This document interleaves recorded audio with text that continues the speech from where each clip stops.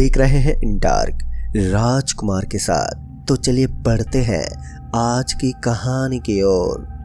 दोस्तों, आजकल की दुनिया में पैरानॉर्मल एक्टिविटी जैसी चीजों का नाम सिर्फ नाम ही रह गया है, मगर जो लोग इन चीजों पर यकीन नहीं करते और इसका विरोध करते हैं तो उनके साथ कभी कभी कुछ ऐसी घटनाएं हो जाती हैं जिनके बाद वो उनसे उभर नहीं पाते हैं। मैं आज आपको अरुणाचल प्रदेश में रहने वाले विक्रांत गुप्ता के साथ घटी एक कहानी के बारे में बताने जा रहा हूँ।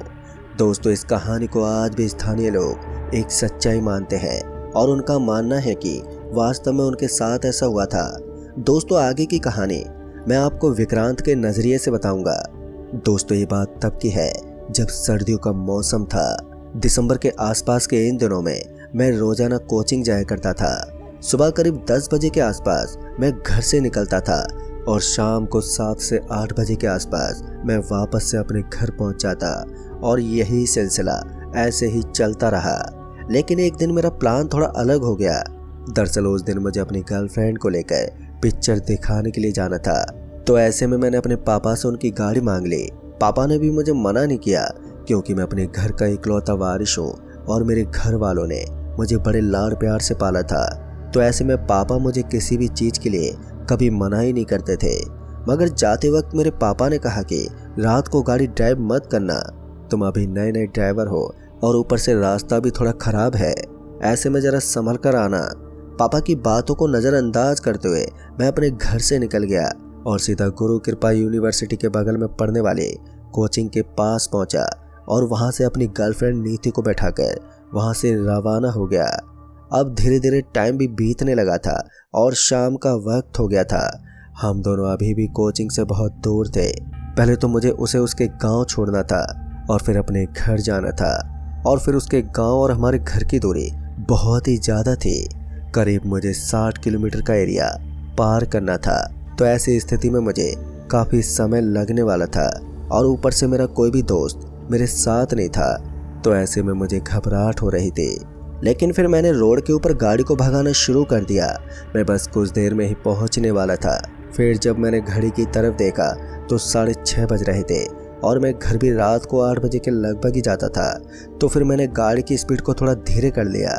हालांकि इस समय ठंड बढ़ चुकी थी और मुझे अपने हाथ पैर ठंडे महसूस होने लगे थे, जिस वजह से मैंने गाड़ी को चारों तरफ से बंद कर लिया था। फिर इसी बीच मुझे रास्ते के बगल में एक पानी पूरी वाला नजर आने लगा और उसे देखते मैंने कार रोकी क्योंकि इस ठंड के अंदर मुझे पानी पूरी खाने का भी थोड़ा मन कर रहा था। फिर मैं गाड़ी से नीचे उतरा। सामने एक सफ़ेद रंग का बोर्ड लगा हुआ था जिसके ऊपर हमारे गांव का नाम लिखा हुआ था और वो यहाँ से करीब 33 किलोमीटर दूर था। यानी कि 33 किलोमीटर का सफ़र अभी भी बाकी था। फिर मैं उस पानी पूरी वाले के पास गया और उसके पास जाकर पानी पूरी खाने लगा। फिर बातों ही बातों में उस पानी पूरी वाले ने बताया कि अरे भाई साहब, हम अभी अपने धंधे को बंद करके निकलने वाले थे कि इतने में तुम आ गए। वो क्या है कि रात को तो यहाँ से कोई गुजरता नहीं है, इसलिए हम निकलने वाले थे अभी। उसकी बात सुनकर मैं हैरानी से बोल पड़ा, लेकिन रात को यहाँ पर ऐसा क्या है कि यहाँ से कोई नहीं गुजरता? तो उसने बताया कि रात को यहाँ पर भूत का आतंक होता है। फिर मैंने उस पानीपुरी वाले की तरफ देखते हुए कहा, अरे भाई साहब, आजकल कौन है जो इन सब चीज़ों पर यकीन करेगा? आप भी क्या मजाक करते रहते हैं। इतना कहने के बाद मैंने उसे पैसे दिए और गाड़ी में बैठ गया। मैं अभी गाड़ी में बैठा ही था कि तभी उसने पीछे से आवाज़ देते हुए कहा, अरे बाबू साहब, कभी कभी कुछ अनदेखी चीज़ें आपके पीछे पड़ जाती हैं तो फिर वो आपका पीछा नहीं छोड़ती, तो ज़रा संभल कर जाना। इतना कहने के बाद उसने अपनी नज़र को घुमा लिया, मगर मैंने भी उसकी बातों पर ज़्यादा ध्यान नहीं दिया और वहाँ से निकल पड़ा। अब मेरे दिमाग में ये बात एक बार तो चली थी कि आखिर इस रास्ते पर इतनी जल्दी इतना सन्नाटा पसर क्यों जाता है। खैर, फिर मैंने ज़्यादा ध्यान नहीं दिया और ड्राइव करता रहा और गाड़ी को रफ्तार से चलाने लगा। तभी कुछ ऐसा हुआ जिसके बारे में मैंने अंदाज़ा भी नहीं लगाया था। दरअसल मैंने देखा कि सड़क के बगल में एक आदमी खड़ा था जिसके पैर पर बहुत ही ज़्यादा चोट आई थी और खून भी निकल रहा था। वो मेरी गाड़ी के सामने से लिफ्ट मांग रहा था। तो मैंने देखा कि वो आदमी थोड़ा संकट में है। फिर मैंने तुरंत ही अपनी गाड़ी का ब्रेक लगा दिया और गाड़ी का ब्रेक लगाते ही वो आदमी मेरे गाड़ी के कांच के सामने आकर खड़ा हो गया। अब उसकी स्थिति मुझे और भी ज़्यादा खराब लग रही थी। उसकी सांसें तेज तेज फूली हुई थी और वो कुछ कहने की कोशिश भी कर रहा था। कहीं ना कहीं मैं इस बात को अच्छी तरह से समझ गया था कि वो आदमी थोड़ी मुसीबत में है। इसलिए मैंने तुरंत ही अपनी गाड़ी का दरवाजा खोल दिया और उसके बाद मौका पाते ही वो आदमी मेरी गाड़ी के अंदर दाखिल हुआ और गाड़ी के अंदर बैठ गया। फिर थोड़ी देर तक जोर जोर से सांस लेने के बाद उस आदमी ने बताया कि उसकी हालत का जिम्मेदार कोई और नहीं बल्कि एक गाड़ी वाला था जो महज कुछ सेकंड पहले ही उसे यहाँ पर ठोक कर चला गया।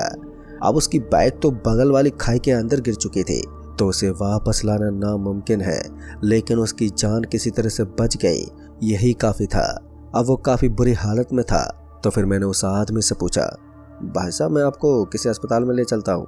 हॉस्पिटल का नाम सुनते ही उसने मुझे घूरते हुए देखा और कहा, तुम मुझे किसी अस्पताल में मत ले चलो, तुम मुझे किसी तरह से मेरे घर छोड़ दो। पर मुझे समझ में नहीं आ रहा था कि इतना चोटिल होने के बाद भी वो अस्पताल में क्यों नहीं जा रहा था, मगर मैं उसकी जिद के ऊपर कुछ बोल नहीं पाया और फिर मैंने अपनी गाड़ी को उसी तरफ चलाना शुरू कर दिया जिस तरफ वो मुझे लेकर जा रहा था। लगभग 10 से 15 मिनट बीत गए और उसके बाद हम एक सुनसान जगह पर पहुंच गए। दरअसल मैंने देखा कि ये रास्ता तो पहले वाले रास्ते से भी कहीं ज़्यादा डरावना सा लग रहा था। रास्ते के दोनों तरफ एकदम खाली जगह थी और कुछ जगह पर टापू बने हुए थे जहाँ पर कुछ लोग निवास करते हो। दिखने में वो जगह बहुत ही ज़्यादा सुनसान लग रही थी और साथ ही साथ अंदर ही अंदर से भयभीत कर देने वाली भी।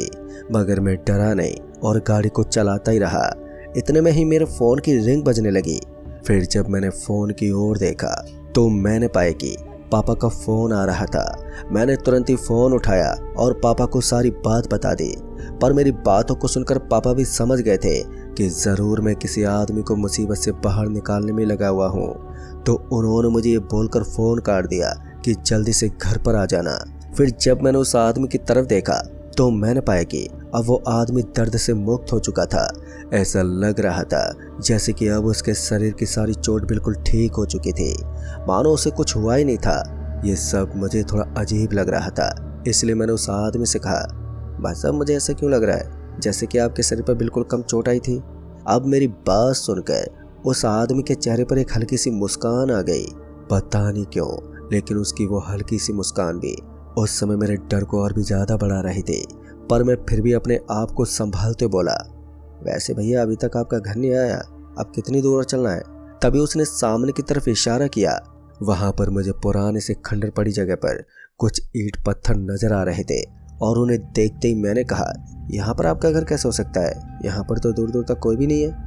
लेकिन अब उस आदमी ने मुझसे बात करना भी बंद कर दिया था। उसका नेचर बिगड़ चुका था।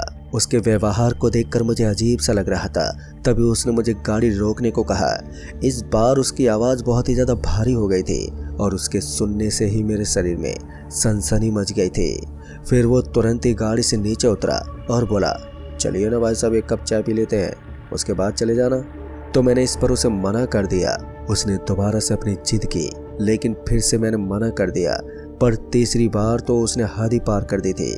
उसने मुझे गुस्से से देखते हुए कहा, जैसा कह रहा हूँ वैसा करो, वरना तेरी जिंदगी यहीं पर ख़त्म कर दूंगा। अब ये सुनते ही मेरे हाथ पैर फूल गए थे। मैं अंदर से बुरी तरह से कांप रहा था, लेकिन फिर भी मैंने उसे दिखावा करते हुए कहा, अरे भाई साहब अभी अच्छा मजाक कर लेते हैं। जब मुझे लगा कि ये आदमी इतनी आसानी से नहीं मानेगा तो मैं तुरंत ही गाड़ी से नीचे उतर गया। हालांकि मुझे उस आदमी का बर्ताव काफ़ी अजीब लग रहा था और साथ ही मुझे उससे डर भी लग रहा था, लेकिन उसके डर की वजह से ही मुझे नीचे उतरना पड़ा था। फिर मैं जैसे नीचे उतरा तो मैंने देखा कि उसका घर बहुत ही पुराना सा लग रहा था। उसके घर के बाहर का दरवाज़ा भी टूटा फूटा था। तो मैं तुरंत उस आदमी के पीछे पीछे उसके मकान के अंदर चला गया। पर पहली बार जैसे ही मैंने उस मकान के अंदर कदम रखा तो मेरा मुंह मकड़ियों के जाले से भर गया और मैं जोर जोर से खांसी लेने लगा। कहीं ना कहीं मैं समझ गया था कि मैं गलत जगह पर फंस गया हूँ और इसलिए मैंने उस आदमी से कहा, भाई साहब मैं ज़रा 2 मिनट में आता हूँ। मैंने अभी इतना कहा ही था कि तभी उसने मेरा हाथ पकड़ा और फिर मुझे ज़ोर से घसीट लिया। तो मैं लड़खड़ाते हुए एक बार के लिए पत्थर से जा टकराया और फिर अंदर की तरफ जाकर गिरा। मुझे इतना तो एहसास हो गया था कि मैं उस मकान के अंदर आ गया हूँ और अब मुझे और भी ज़्यादा घबराहट हो रही थी। पता नहीं वो आदमी किस टाइप का था, बार बार मुझे अजीब तरह से घूरता और मेरे साथ अजीब तरह का व्यवहार करता। इतना तो साफ हो चुका था कि उसके शरीर पर कहीं भी खरोंच नहीं थी और सारा का सारा उसका बिछाया हुआ एक जाल था जिसमें मैं बुरी तरह से फंस गया था। तभी उस आदमी ने कहा, चुपचाप इस टेबल पर बैठ जाओ। मैंने अपनी आंखें खोलकर देखा तो मैंने पाया कि वहां पर एक लालटेन की रोशनी जल रही थी और चारों तरफ जानवरों की हड्डियां बिखरी हुई थी। मुझे वहां पर कुछ इंसानी टाइप की खोपड़ी भी दिखाई दे रही थी, पर अब मुझे समझ में नहीं आ रहा था कि ये सब असली है या फिर नकली। मेरी सांसें अब तेज तेज होने लगी थी और मुझे उस आदमी से बहुत ही ज्यादा डर लग रहा था। फिर मैंने उस आदमी की तरफ दबी हुई जुबान में कहा, भाई साहब ये सब क्या है? मेरा ये सवाल सुनते ही उस आदमी के चेहरे पर मुस्कान आ गई और उसने कहा, तुम्हारी मौत का गेम। दोस्तों उसके मुंह से बस ये 3-4 शब्द ही निकले थे कि उसके बाद वो खामोश हो गया और उसके बगल में पड़ी हुई लालटेन की रोशनी अब हिलने डुलने लगी थी। ऐसा लग रहा था कि ये रोशनी भी अब बुझने वाली है। इससे पहले ही मैंने हिम्मत दिखाई और उसके बाद मैं दम दबाकर वहां से भागने लगा। मैं सीधा अपने गाड़ी के पास आया और दरवाजा खोलकर गाड़ी के अंदर दाखिल हो गया। तभी मैंने सोचा कि मैं जितना जल्दी हो सके यहाँ से निकल जाऊंगा, लेकिन जैसे मैंने गाड़ी को स्टार्ट करने की कोशिश की तो मैंने पाया कि गाड़ी की चाबी तो उसी मकान के अंदर रह गई थी। अब ये देखकर एक बार के लिए तो मेरा दिमाग खराब हो गया था, पर मेरे पास इतना समय नहीं था कि मैं यहाँ पर रुककर अपनी किस्मत को कोसूं। मैंने तुरंत ही वहां से भागना शुरू कर दिया। मैं गाड़ी से उतरकर उसी रास्ते से भागने लगा था जिस रास्ते से हम यहाँ पर आए थे। लेकिन हैरानी तो अब इस बात की थी कि भागते भागते मैं काफी दूर आ गया था, लेकिन एक बार भी मुझे इस तरह का एहसास नहीं हुआ जैसे कि कोई मेरे पीछे भाग रहा था। ऐसा लग रहा था जैसे कि उस आदमी को मुझसे कोई मतलब ही नहीं था। थोड़ी दूर और आगे जाने के बाद मैं एक मोड़ पर पहुंचा और उस मोड़ के बाद यहाँ से रास्ता करीब 2 किलोमीटर आगे था और वहाँ जाकर ये रास्ता एक गवर्नमेंट स्कूल के पास पहुँच जाता। वो गवर्नमेंट स्कूल इस रास्ते से थोड़ा आगे ही था और वहीं पर एक छोटा सा कस्बा भी पड़ता था। बीच बीच में छोटे छोटे टापू भी थे, लेकिन मैंने इतनी रात को उन टापू के अंदर जाना ठीक नहीं समझा, क्योंकि इतनी रात को अगर मैं किसी टापू में घुस गया तो फिर मेरे ऊपर मारपीट भी हो सकती थी। एक बार के लिए जब मैंने समय देखने की कोशिश की तो मैंने पाया कि इस समय रात के 11 बज रहे थे और इसी बीच मैंने अपने पापा को फ़ोन लगाने की कोशिश भी की, क्योंकि मैंने पहले जब फ़ोन करने की कोशिश की थी तो मेरे फ़ोन में नेटवर्क ही नहीं था। मगर इस बार तुरंत ही फ़ोन लग गया और फ़ोन लगाते मैंने पापा को एक एक करके सारी बात बता दी। तभी मुझे ऐसा लगा जैसे कोई गाड़ी मेरा पीछा कर रही है। जब मैंने पलट कर देखा तो मैंने पाया कि ये तो मेरी ही वाली गाड़ी थी। अब ये देखकर मेरे होश उड़ गए। मैं इतना तो समझ गया था कि ये सब इस आदमी का ही किया धरा है। फिर इतने में ही वो गाड़ी मेरे बगल से होते हुए आगे जाकर रुक गई और उसका दरवाजा खुला तो मैंने देखा कि गाड़ी के अंदर कोई नहीं था। तभी मेरे पीछे से आवाज आई, इतनी जल्दी कहाँ भाग रहे हो बाबू साहब? जैसे मैंने पीछे पलट कर देखा तो मैंने पाया कि 6 फुट का एक लंबा कद कांटे का आदमी मेरे पीछे खड़ा है। ये कोई और नहीं बल्कि वही आदमी था, लेकिन इस बार इसका पूरा हुलिया बदला हुआ था। उसके दांत बड़े बड़े थे और उसके हाथों के नाखून में खून लगा हुआ था और ये नज़ारा मेरी जिंदगी का सबसे खौफनाक नज़ारा था। मुझे समझ में नहीं आ रहा था कि मुझे क्या करना चाहिए। फिर उसके बाद जब मुझे कुछ नहीं सूझा तो मैंने फिर से दुम दबाकर भागना शुरू कर दिया। मैं रास्ते के ऊपर लगातार भागता जा रहा था और उस रास्ते में मुझे सड़क के ऊपर पड़ी छोटी छोटी लकड़ियां नजर नहीं आ रही थी, जिस वजह से मेरे पैरों में चोट लग गई थी। मैं अपनी जान बचाकर भागता रहा और फिर कुछ देर के बाद मैं एक सरकारी स्कूल के पास पहुंच गया और वहां पर पहुंचते ही मेरे पापा की गाड़ी मेरे सामने आ गई। पर मुझे नहीं मालूम कि अब मेरी गाड़ी कहां पर गायब हो गई थी, लेकिन वो आदमी जरूर मेरे पीछे ही था। जैसे ही गाड़ी की हेडलाइट इधर आई तो मैंने देखा कि वो आदमी भी अब एकदम से गायब हो चुका था। उसके बाद मैं जल्दी से अपने पापा के पास गया तो उन्होंने देखा कि मेरी हालत बहुत ही ज़्यादा ख़राब थी और मेरे पैर और बाकी जिस्म के ऊपर भी काफ़ी चोट आ गई थी। तो उन्होंने मुझे जल्दी से गाड़ी में बिठाया और फिर वहाँ से सीधे हॉस्पिटल ले गए। अस्पताल में मुझे पट्टी करवाई और वही अस्पताल में रहने वाले एक गार्ड को हमने पूरी बात बताई तो उसने बताया कि उस रास्ते के ऊपर कुछ साल पहले एक आदमी रहता था और उस आदमी का घर परिवार बेरोजगारी और बीमारी के चलते संकट में पड़ गया और सभी लोग भूख के मारे मर गए। तब से वो आदमी उसी रास्ते पर भटकता है और आने जाने वाले लोगों को बेवकूफ बना के अपने साथ ले जाता है और उन्हें काट कर खा लेता है। अब वो एक पिशाच बन चुका है जो अपने एरिया में आने वाले किसी भी इंसान को जिंदा नहीं छोड़ता। दोस्तों ये सब सुनकर हमारे पैरों तले जमीन खिसक गई। फिर उस गार्ड ने बताया कि उसके चंगुल से बच पाना नामुमकिन जैसा है, लेकिन आपकी किस्मत बहुत ही अच्छी है जो आज आप वहां से बचकर निकल गए। तो दोस्तों इस कहानी में बस इतना ही। तब तक के लिए बाय एंड टेक केयर।